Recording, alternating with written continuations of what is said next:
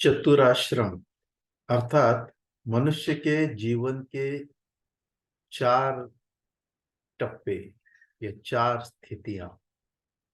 देखो, आप जन्म लेते हैं तो एक बच्चा, छोटा सा नवजात बालक, उसके बाद हर 10 साल के बाद का उसका अगर चित्र देखे तो धीरे धीरे धीरे धीरे हर 10 साल के बाद एक नया आविष्कार, एक नया स्वरूप देह धारण कर लेता है और जीव का प्रवास होता है।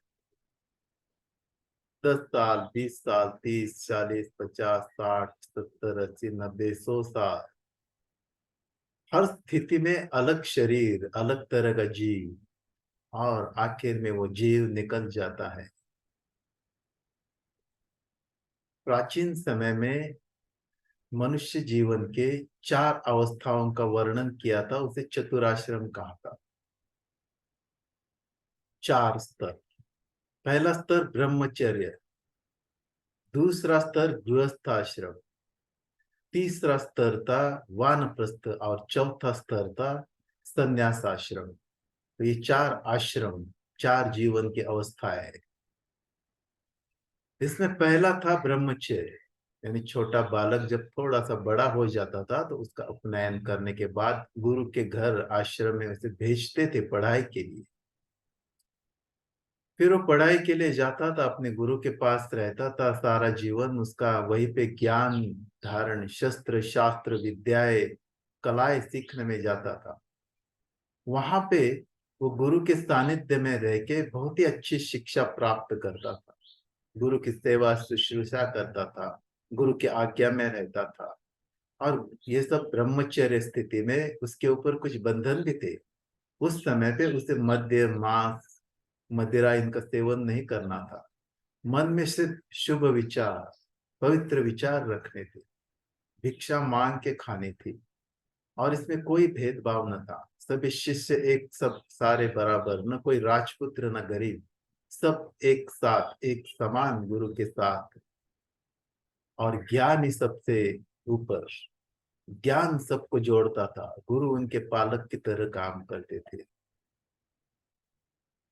ये ब्रह्मचर्य अवस्था में उसके व्यक्तित्व का, जीवन का निर्माण हो जाता था। ये दूसरी अवस्था आती थी गृहस्थ आश्रम। जब वो किशोर युवावस्था में आ जाता था तब वो गृहस्थी बन जाता था, अपने घर लौट आता था। गुरु के घर से वापस वो अपने खुद के घर में लौट आता था।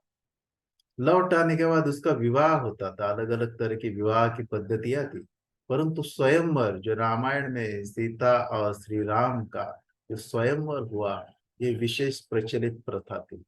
स्वयंवर पद्धति या अन्य विवाह द्वारा वो विवाहबद्ध हो जाता था।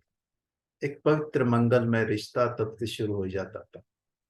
जब वो गृहस्थी बनता था तो उसे कुछ ऋण चुकाने थे। पितृ ऋण, देव ऋण, गुरु ऋण, ये सब ऋण उसे चुकाने होते थे। अर्थात सभी का एक कर्तव्य से सेवा भाव उसमें था। उसे पंच यज्ञ करने होते थे।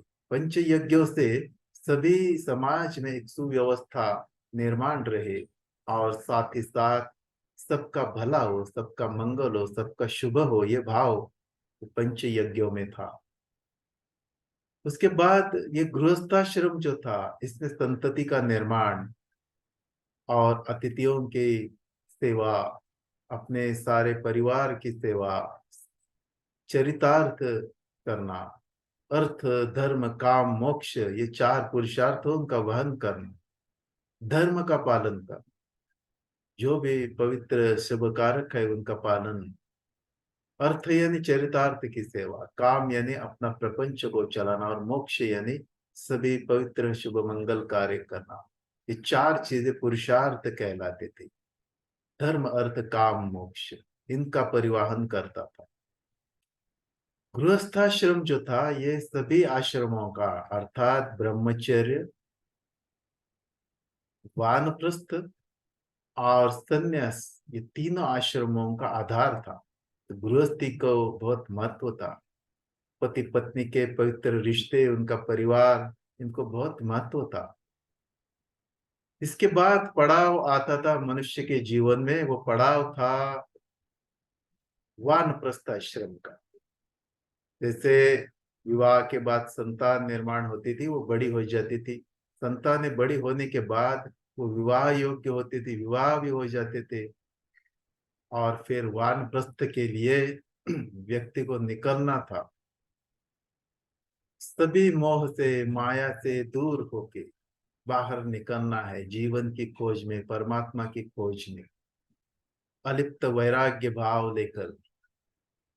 वानप्रस्थ आश्रम में उसे जमीन पे सोना है, थोड़ा बहुत ही खाना है, मिताहार करना है, शांत रहना है, प्रपंच में बहुत ही ज्यादा व्यग्र नहीं होना है, व्यस्त नहीं होना है, सिर्फ मार्गदर्शक बनना है, दूर रहना है, सबका शुभ चिंतन करना है, घूमते रहना है। वानप्रस्थ में अपनी पत्नी को भी वो कभी कभी साथ लेके जा सकता है। वानप्रस्थ अवस्था संन्यास अवस्था और गृहस्थ श्रेणियों का मध्य थी। उसके बाद संन्यास आश्रम अवस्था आती थी, जीवन का आखिरी पड़ाव। इस अवस्था में उसे सिर्फ ईश्वर की प्राप्ति के लिए, मोक्ष प्राप्ति के लिए चिंतन मनन और जीवन को व्यतीत करना है। उसे सभी मोह से माया से विकारों से अलिप्त रहना है और सिर्फ शुभ चिंतन ईश्वर चिंतन करना है, ईश्वर की आराधना करनी है। यति भिक्षु ऐसा भी इनको कहते थे सन्यासियों को। आरंभ में ये संन्यास्त अवस्था नहीं थी, बाद में आ गई। यति मुनि ऋषि जो थे ये भी संन्यास्त से कहलाते थे। बाद में कोई भी प्रापंचिक व्यक्ति भी मोक्ष प्राप्ति के लिए संन्यास्त अवस्था में जा सकता था। सबको आशीर्वाद देना, आशीष देना ये संन्यास्त का काम था। संन्यास्त बहुत सभी लोगों में बहुत प्रिय थे, श्रद्धेय थे।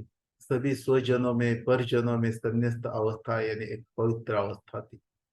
इस संन्यास्त अवस्था में व्यक्ति पहुंच जाता था और अंत में वो अपने प्राणों को त्याग करता था, मृत्यु को स्वीकार करता था, ईश्वर की आराधना करते करते शरीर को त्याग करता था।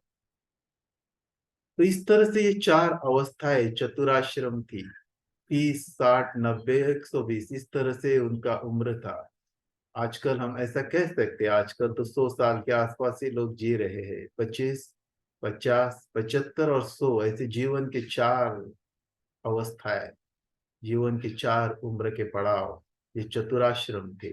हर एक आश्रम की व्यवस्था में अपना अपना एक जो निसर्ग चक्र है उसके अनुसार उसको जीना है, उसके अनुसार उसको शरीर धर्म और कर्म का धर्म करना है। अपने जीवन को किस तरह से दिशांकित करे, पवित्र रखे और निसर्ग के साथ, धर्म के साथ अपने जीवन को कैसे जिया जाए, ये इसमें स्पष्ट होता है चतुराश्रम।